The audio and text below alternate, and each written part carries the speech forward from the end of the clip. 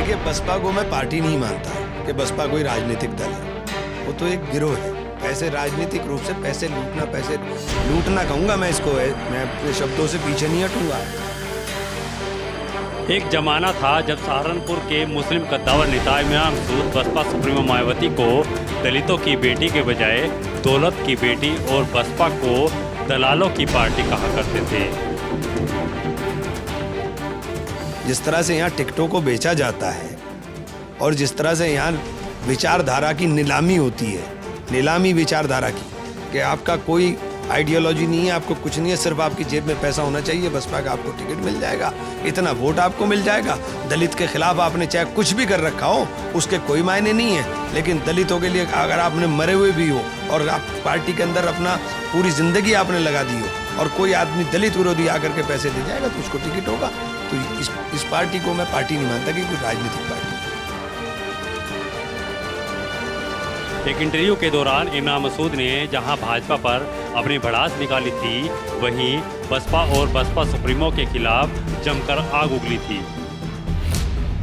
इमरान मसूद विवादित बयानों और दल बदलने के नाम से पहचान बना चुके हैं, जिसके चलते इमरान मसूद हमेशा ही सुर्खियों में रहते हैं। इमरान मसूद जहां बसपा को दलालों की पार्टी बताते थे, आज उसी पार्टी का हिस्सा बन गए हैं।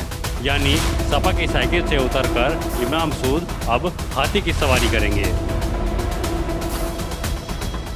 बुधवार को बसपा सुप्रीमो मायावती के सामने बसपा की सदस्यता ले ली। इमरान मसूद दलित और मुस्लिम वोटों के जरिए निकाय चुनाव में फतेह करने के इरादे से बसपा में शामिल हुए हैं, जिससे सहारनपुर मंडल की राजनीति में हलचल मची हुई है। जहां बसपा को मुस्लिम कद्दावर नेता मिल गया, वहीं बसपा सांसद हाजी फजलुर रहमान की मुश्किलें बढ़ती नजर आ रही हैं। देखिए, आज ऐतिहासिक दिन है।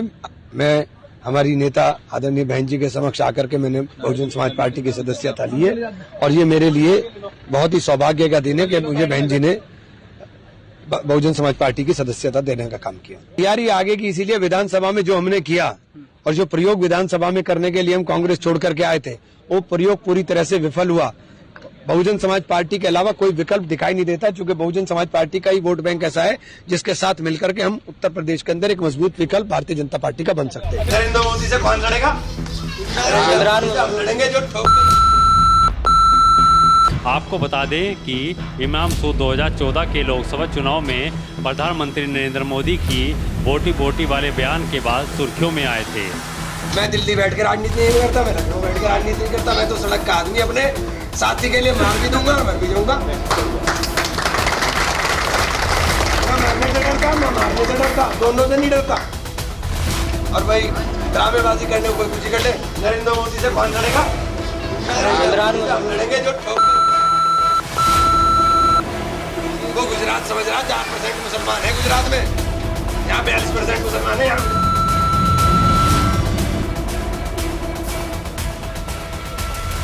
इसके बाद इमरान मसूद ने एक के बाद एक कई विवादित बयान देकर सुर्खियां बटोरी, जिसके चलते कांग्रेस ने इमरान मसूद का कद बढ़ाया और उन्हें वरिष्ठ उपाध्यक्ष और दिल्ली प्रभारी बना दिया। के खिलाफ अनारगल बयान दिए तो कभी सपा मुखिया अखिलेश यादव को आड़े हाथों लिया।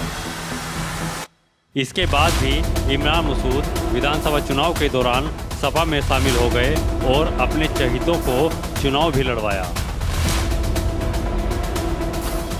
इतना ही नहीं, उन्होंने बसपा सुप्रीमो मायावती और भाजपा नेताओं पर भी तीखे प्रहार किए। अब निकाय चुनाव से पहले इमरान मसूद को समाजवादी पार्टी में तवज्जो नहीं मिली तो अब बसपा में शामिल हो गए। इमरान मसूद ने एक इंटरव्यू में मायावती को दौलत की बेटी और बसपा को दलालों की पार्टी करार दिया था।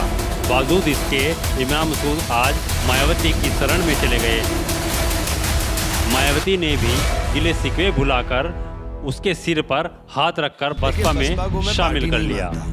ऐसे में सवाल उठना लाजमी है कि 5 बार चुनाव हार चुके इमरान मसूद दलित मुस्लिम गठजोड़ के बाद भी क्या बसपा की नैया पार लगा पाएंगे? टिकटों को बेचा जाता है और जिस तरह से यहाँ विचारधारा की नीलामी होती है, नीलामी विचारधारा की, कि आपका कोई आइडियोलॉजी नहीं है, आपको कुछ नहीं है, सिर्फ आपकी जेब में पैसा होना चाहिए, बसपा का आपको टिकट मिल जाएगा, इतना वोट आपको मिल जाएगा।